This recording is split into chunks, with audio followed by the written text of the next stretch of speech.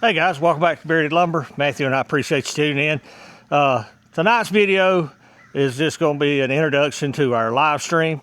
I want to try to cover that and this big old pile of wood you see behind us. So come right back. I promise it won't take long. We'll get right to it.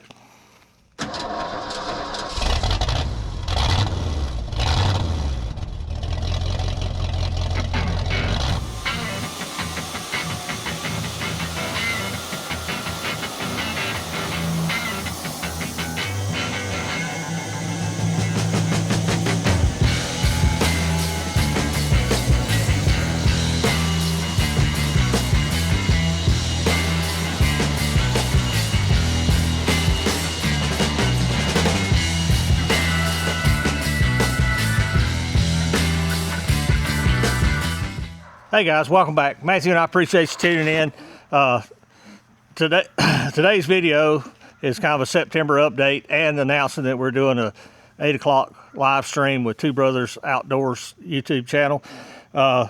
Tonight, we're covering how to buy better logs and cheaper logs, as well as we have Kendall from K&L Lumber Company. They're going to be special guests, have a lot of questions for them. So I hope you tune in. There's a lot goes on. We're normally live for 2 or 3 hours. Any of our subscribers would love for you to jump in. If you got questions for me and Matthew, feel free to ask them. If you got questions for the rest of the panel, feel free to ask them. It's going to be all sawmilling topics related from running a business, buying this month, particularly buying logs, as well as how to run a business. Now, a little bit of update. You hadn't seen the videos yet, but we went on vacation, went to Florida, spent a week with Erica and Solomon, had a blast.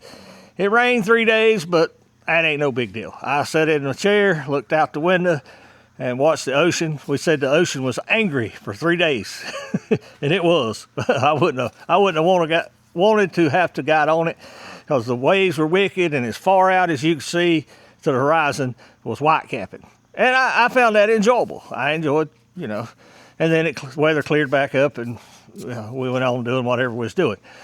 But we're back from vacation, and I told Matthew the other day, I said, if we ever run short of work again, I said, we'll just tell everybody we're taking a week off and we'll be covered up for 2 months, because that's pretty much what happened. I'm not complaining by any means. I'm thankful for every phone call. My phone rung all week while we were gone, took a lot of orders. Took a lot of potential business. What you see behind me is one of our big customers. They called and ordered 5,000 square feet of tongue and groove nickel gap white pine. So I've got a little less than half of it in the building already cut and dried, and then we're trying to get 4 more bundles, and we got 3 of those done. So we got 1 more to do tomorrow.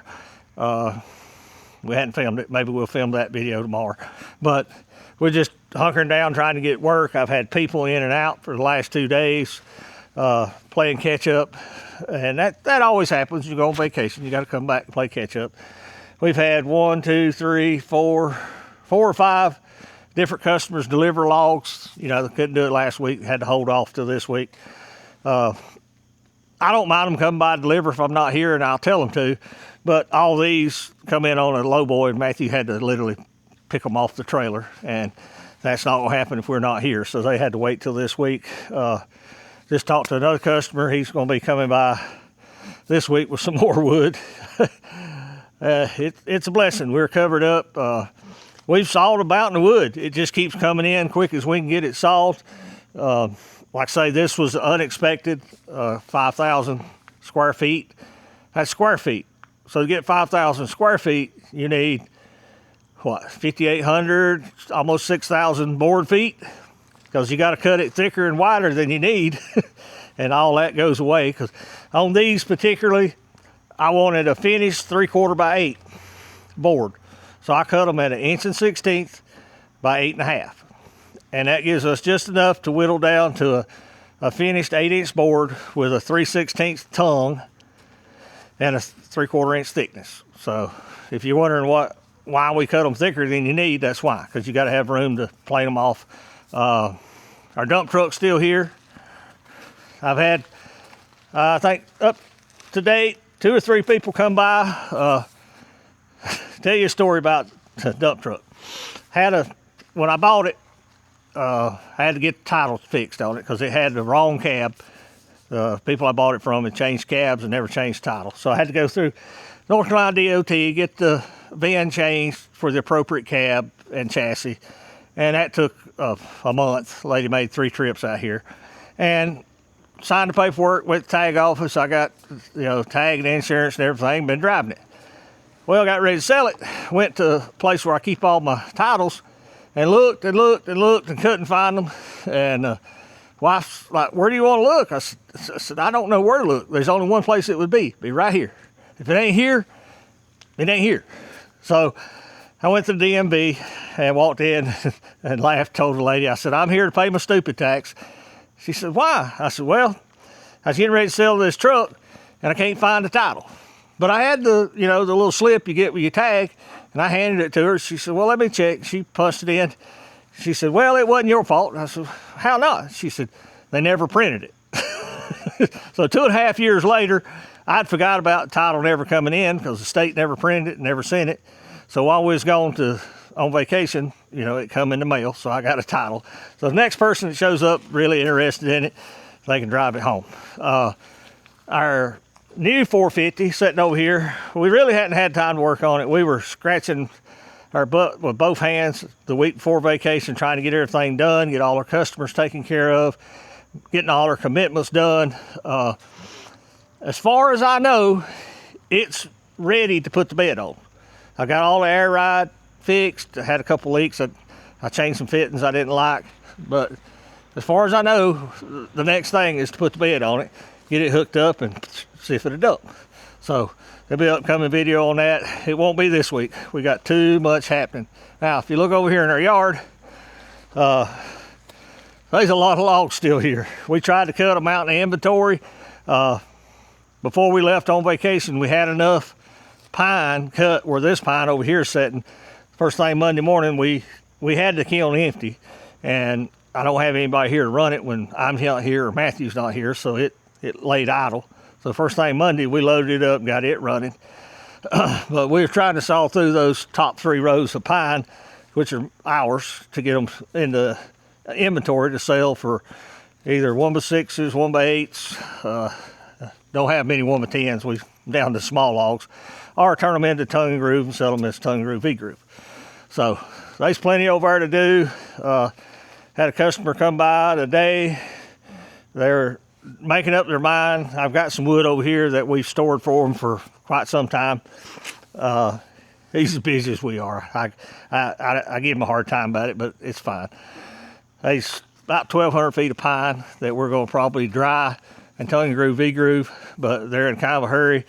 I'm waiting on them to make a decision whether they want to get maybe 1,000 feet of some sweet gum tongue and groove, or maybe just another 1,000 feet of pine tongue and groove. So there's work to come there. It's a blessing, people. Don't pray to get busy, because you may get busier than you think.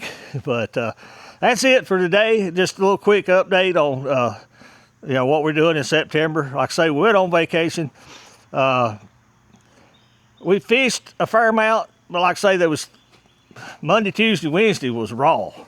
Did y'all go fishing Wednesday in the kayaks? Yeah. Matthew and Solomon fished some. Matthew didn't film, so you'll have to watch Solomon's channel to see it. But I took a couple videos of us out fishing.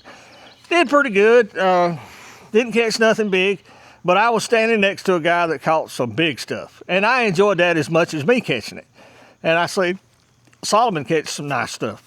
But me, I didn't catch anything big. I think Matthew got, a sheep's head or 2. Nothing big enough to keep. Nothing big enough to keep legal. That one guy I was telling you, I enjoyed standing beside him. He caught a red drum. Why they call it red, I don't know, because it was as golden as can be. It looked like it was gold plated. It was too big.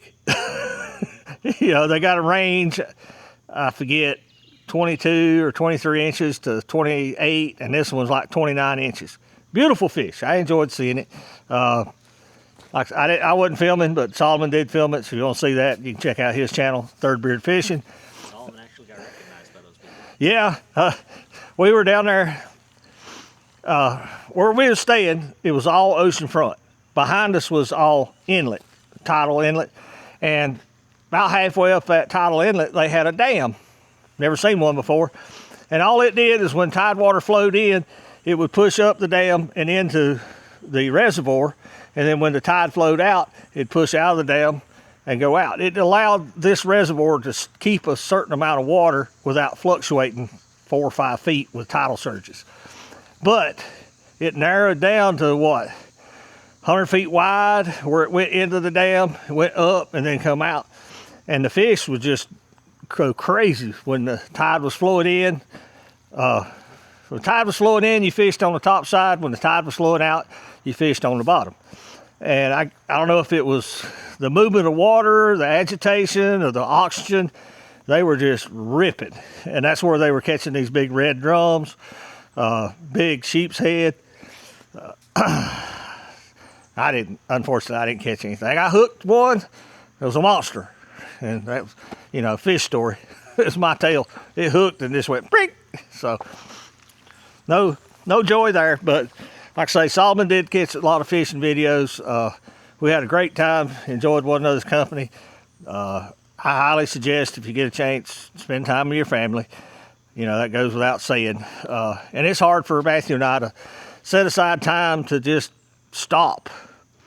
Because we got such a big ball rolling here, and when you just stop, the work stops, but the expectations don't stop. They keep coming, and but it's still important to take time off. And we're already looking forward to springtime, maybe doing something similar, something different. I don't know. We'll decide between now and then. But as always, guys, we appreciate you watching. That's going to do it for today. You got any comments, questions, drop them in the comment section or jump online live. We'll have a link, as well as you can tune in to Two Brothers Outdoors live stream if you want to go that way, and we'll try to answer your questions there. Anything you want to add, Matthew? I know of. We appreciate you watching, guys. We'll see you back at the mill. Thank you for watching. Here's a video selection and a playlist suggestion. Click here to subscribe for more great content. We'll see you at the mill.